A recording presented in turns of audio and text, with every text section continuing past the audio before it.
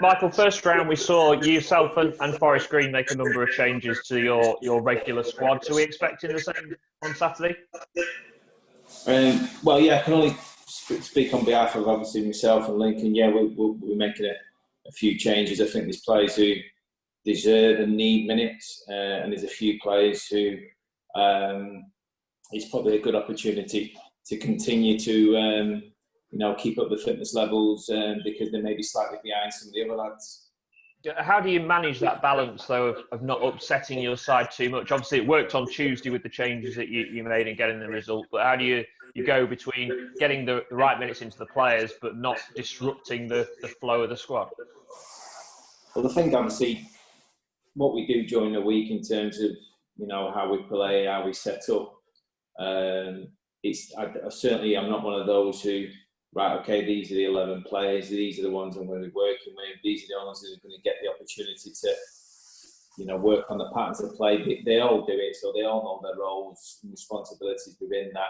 Even the players who have played in numerous positions for me, example, Robbie playing in midfield and fullback, TJ playing fullback and centre half, they'll all sort of get opportunities within the week during the training to work and be part of different roles. So it shouldn't disrupt too much.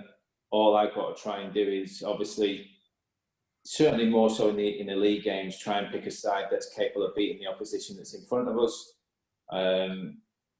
Listen, it's no different with it being a cup competition, but ultimately what it does do, there's sort of less pressure on the game, I suppose. There isn't 3 points up for grabs. But, and I've said it many times when we've been speaking, over the year or so I've been here, I enjoy a cup run. So, I'm going to try and pick a side that I think are capable of beating Plymouth. And do you think the fact you talk about the players knowing their roles and responsibilities wherever they're playing on the pitch, do you think that'll be something that will become a lot easier for the players the longer they spend with you and your coaching staff? Definitely. And that's what, that's where we're aiming for. That's where we want to get to, definitely, as a group. We want to make sure that performances are really, really consistent. I think the group keeps surprising me because, although I know that we're far better in possession, certainly, than what we've shown on Tuesday night. But having said that, the way we sort of battled, the way we were organised, again, how athletic and fit we looked, they keep surprising me from that point of view in a positive way. So there's a real sort of desire to keep the ball out the back of the goal at the minute, which is pleasing. And I think, with the ball, we've seen it many times this season, when we click and we put it right, we can put teams to the sword. Lewis has been the man hitting the headlines again this week with his goal on Tuesday night. Are you surprised just how well he's done in terms of his goal scoring prowess? Or was this one of the things you saw when you scouted him? You thought he could be a player who could get us 10 goals a season?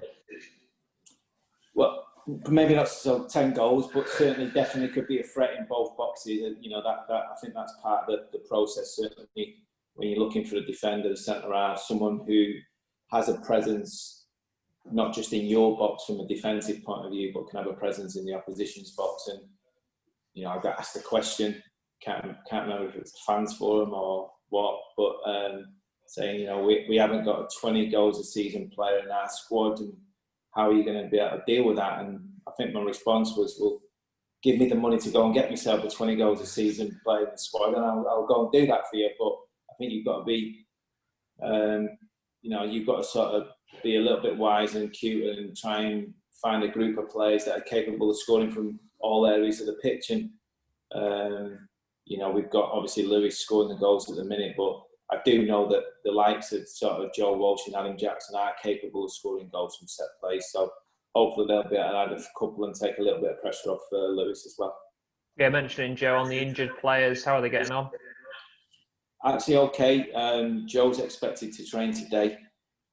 So if he does train and comes through it, an opportunity for Saturday, because he has been doing a hell of a lot of work, obviously, with the physios and the strength and conditioning lads. And it could be an outside opportunity. We won't risk him if we feel it's a little bit of a risk, because obviously there's too many games to look forward to.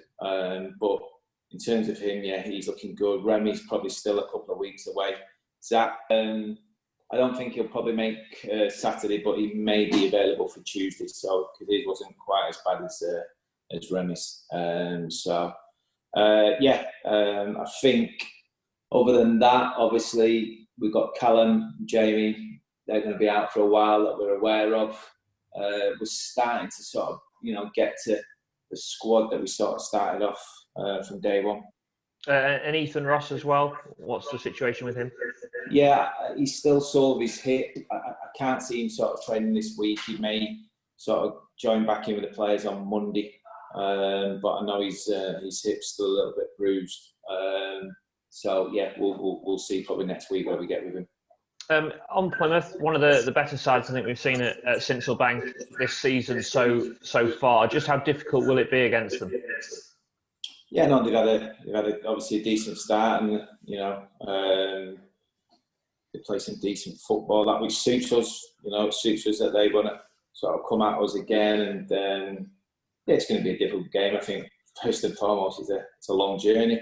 I think everybody who gets to play Plymouth has to deal with that first and foremost, and then you come up against a side that predominantly play with three at the back, which means obviously they've got wing backs, which means they're going to be really expansive and they make the pitch really, really big.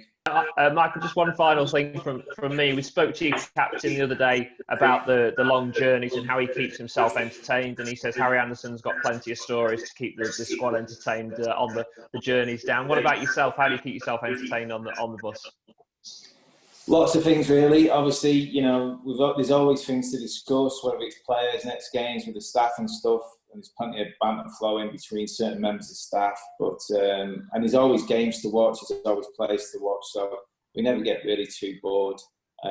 Having said that, 6 to 7 hours is a long time on a coach. So one or two films on Netflix or DVD might go miss this weekend. So we pretty much who's got the best options when it comes to films. And are you like the teacher at the front, having to tell the players off if they're messing around, or do you leave them to their own devices? No, I leave them to their own devices, to be fair. I think if they get a little bit too loud, then I just have to rear my head up slightly, and then they get the message. I don't really have to raise my voice that often. It's more of a look. Once they get the look, they know there's a wind the neck in. Lovely. Thank you, mate. Cheers.